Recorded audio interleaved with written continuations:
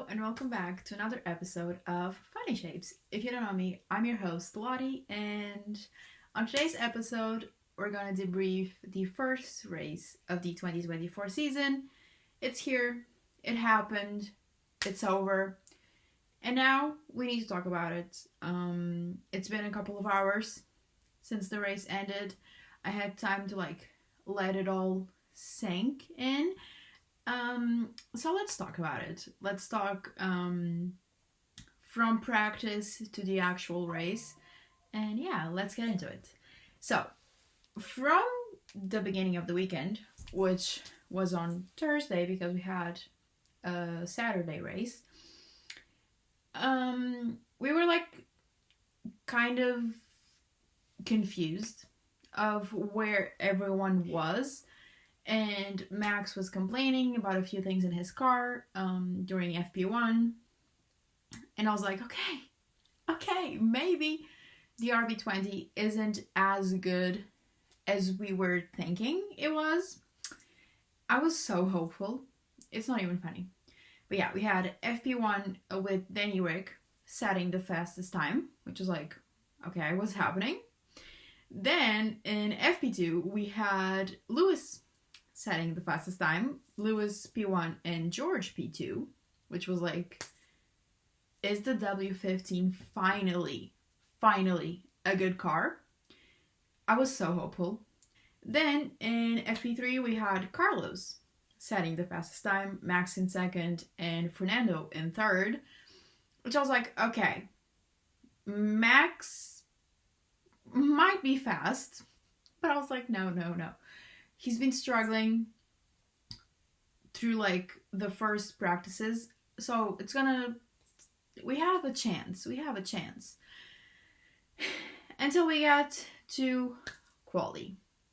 And I was like, okay, usually Charles is very good in quali, so I was like, okay, we can get pole for the race. Quali started, we had Q1, everything normal. We lost 5 drivers, as always. Everything was okay. Except for the fact that the Alpines are absolute tractors. Those cars are so horrible. They have no idea how to fix the car. And they're very, very, very down. Really down.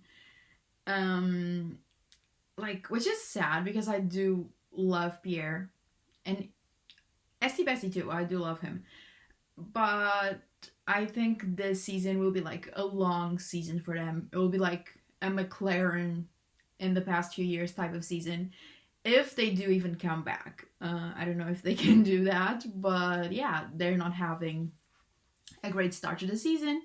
They ended up P19 and P20 for the start of the race, but yeah. Quali was pretty normal. I was like, okay. Then we had we moved on to Q2, and I was like, okay, I believe that Charles can get a pole. Charles, maybe Carlos. I was like, I'm hopeful. I am hopeful. And Charles set an amazing lap in Q2. His last lap in Q2 would have put him in pole position, which is fuck. If he hadn't gone out in Q1 with softs, and he had softs for Q3, new softs for Q3, he would have gotten the pole position. And again, Ferrari messing up a bit of the strategy, which is well, here we go again. But yeah, then we had Q3. I was like, I'm hopeful. I wasn't hopeful. Because Max got the pole position. Again, I was like, okay. I was not okay. I screamed and screamed. I posted a video on my TikTok of the moment that he got the pole position. And I screamed, and when I turned off the camera, I screamed even more. My mom was like, aren't you used to it already? And I was like, I am, but I don't want to be used to it, because I'm done with it. We had 97 days without this. And I was like, okay, maybe we'll have peace for the 2024 season. Well, I guess not. But I was very mad. But I was like, okay. In P2 we have Charles, and in P3 we had George, which I was like, okay. I was surprised. I was very surprised about that. But I was like, okay, Charles in P2, he can do something from the beginning of the race. He can just like fight with Max. Like, I was hoping that Charles could get the win, but I was like, even if he doesn't get the win, I want like the fight for the win, you know? I want like 2022 Bahrain Grand Prix vibes, where they fought and like Max went to first, Charles went to first, and they were like fighting for the position, and Charles ended up winning. I love that race. Like, that race is like my favorite race ever. But then we have It Slides Out and Away We Go. Max has a great start. He starts to disappear after the second lap. Like, second lap, he was already a second ahead. And Charles starts to drop down. I was like, what's happening? What's happening? When I saw George overtake him, I was like, okay, what's happening? I don't like this. What is going on? And he just, it went down. He was having issues with his brakes, and he was not happy with the car. I have like all of the radio messages from him, not all of them, but some of them, the ones that he was like really, really mad. And I was like, oh, so this is how we're starting the 2024 season. He was saying, my car is fully going to the right when I'm braking. And then we had this motherfucker. I hate this man. I hate this man with my whole body, my whole soul. Xavi was like, okay, we are checking. Bruv, if he was saying that his car was going to the right when he was braking, what are you checking? I hate that sentence. And then Charles was like this I cannot fight. It's so fucking dangerous. And I was like, oh, this man is gonna DNF. He was gonna DNF. And he was like, I just cannot get off the front, locking everywhere. He was locking, like, turn and turn again. He just kept locking. And I was like, my heart started to break. And I was like, this is how we're starting the season. Then Carlos did 2 amazing moves on Charles, and I was like, okay, that was great. But like, poor Charles. He was so hopeful for the season, and this is how it's starting. And I was like, oh shit. Yeah, he went to the pits for hards, and that's when he really went down. But then he kind of maximized everything that he could, and he finished P4, which was like really, really, really good for how the car was. The fact that he managed to do all the 57 laps and bring good points for the team is like very good. Very, very good. Which at some point I was like, this man is gonna DNF. This man is gonna DNF. And I was so hopeful because last year I wore my Ferrari Charles cap. I have 2 Ferrari caps. I have the black one, like it doesn't have a driver, and I have the red one with the 16 on it. And the first time that I wore it was last year at the Bahrain Grand Prix. And Charles DNF'd. And I was like, I'm never wearing this cap for a race again. Because I got traumatized. And this year I was like, no. I'm not wearing the Ferrari cap. Just, I don't want to jinx it. And I put on my purple Mercedes hat because it's new and I had never worn it yet. But I guess the Mercedes one worked because George was doing pretty okay. Lewis not so much. He was struggling a little bit. He had a few issues too. But I was like, okay, I guess it only doesn't work with the Ferrari one. But yeah, I am proud of him for making it through the whole race and finish before. And I'm also very happy for Carlos. He is fighting for a seat next year, and we all know that. And he did an amazing race today. He was driver of the day. And he's doing amazing. If he does like the whole season like this, it's gonna be like very good for him. And I think he maybe will get a seat for 2025. I just don't know where. But yeah, I'm happy that we had a Ferrari podium on the opening race. And yeah, I think that's all we could have done today. But I would love if a little fight happened at the front, which it didn't. Max started in first, led every single lap. No one even got close to him. Like, the closest someone got him was in the first corner. Charles was like really close, but he wasn't feeling so brave to try to overtake him. That's the closest someone got to him. He just disappeared. He ended up finishing 20 seconds ahead, which is like insane because he finished 20 seconds ahead of his teammate. Like, Sergio has the same car as Max, and Max finished 20 seconds ahead of him.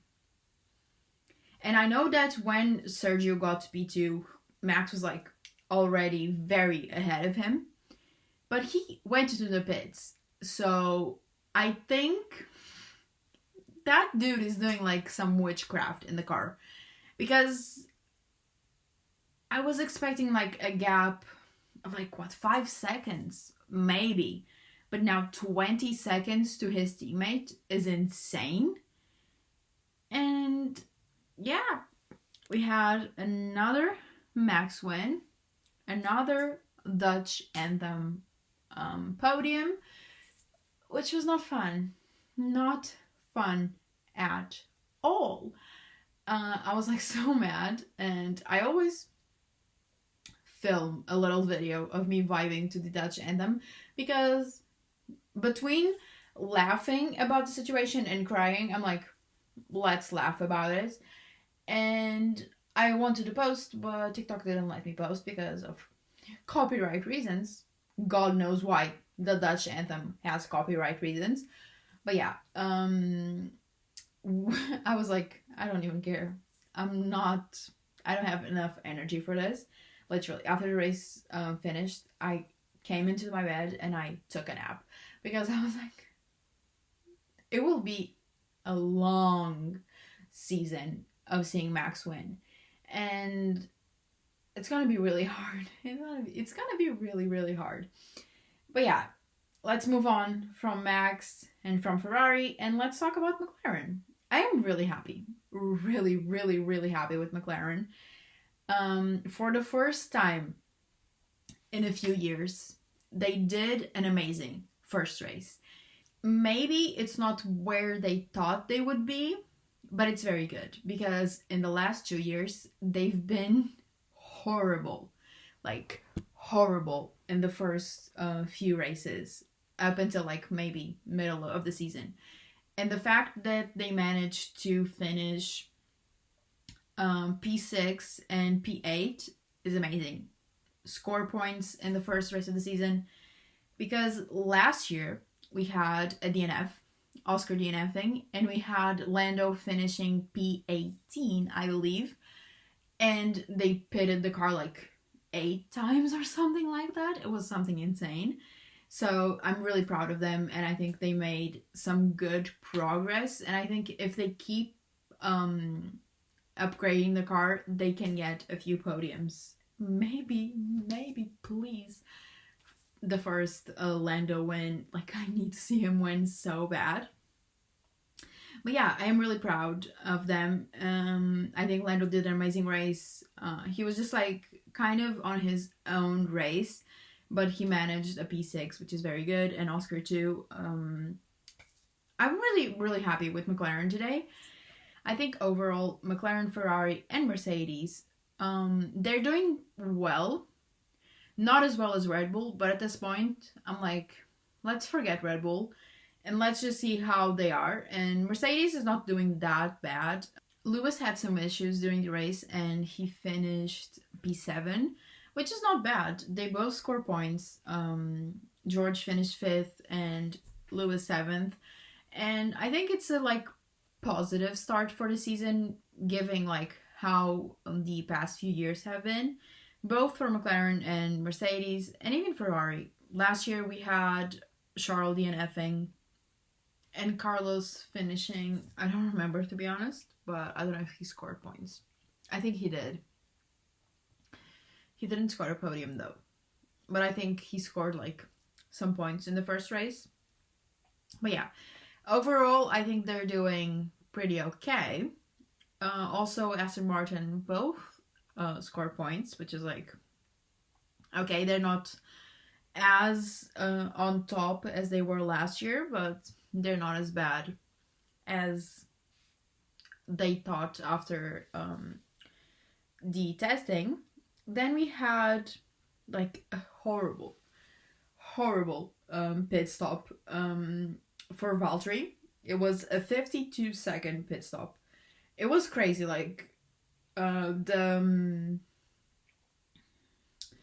gun got stuck in the tire and like smoke started coming out of it. It was like, I was like, this man is gonna retire, but he didn't, and he finished like very low, but he didn't retire, which is very good. Then we had Logan going off, and the commentators were saying that we're gonna have a virtual safety car or a full safety car, but he ended up coming back into the track and just finishing last, but at least he finished. He didn't DNF, but he screamed on the radio when he went off, and I was like, okay, so nothing changed from last year, I guess. And then we had another episode of Yuki's anger issues, and he was screaming on the radio and saying that Danny Rick wasn't fast and he wanted to get through. And I swear, I love Yuki. Yuki's so cute. He's like small little thing, like funny and all of that. But that man has some serious anger issues. Like when I see him cursing and screaming on the radio, I'm like, I feel like when he gets in the car, he turns into a different person. He looks like a mad dog. And I'm like, what's happening? Like, what's happening? It's not like they were like P10 and P11 and he was saying that he was faster so he could get like the last point. No, they were P13, I think. Wait, let me check. They were P13 and P14. Why was he making that big of a deal for P13? Like, dude, you're not gonna score points. Why are you screaming at your engineer like it's like a podium finish or like a point finish? Like, I swear, Yuki sometimes needs to calm down. But like, seriously calm down. He just needs to like understand that sometimes like they just can't let him through. It's not like, oh, your teammates, I'm just gonna let you through. That's not how it works, you know. But yeah, I really don't understand when Yuki gets this mad. So yeah, I think that's all the important things that happened. I think that's all I wrote in my little race journal, and I ended the page with, and Max wins again in all caps. Because I am so done with this. Oh god. Just to think that he can actually win all of the races this season, it's insane. It's crazy. But I think that can happen.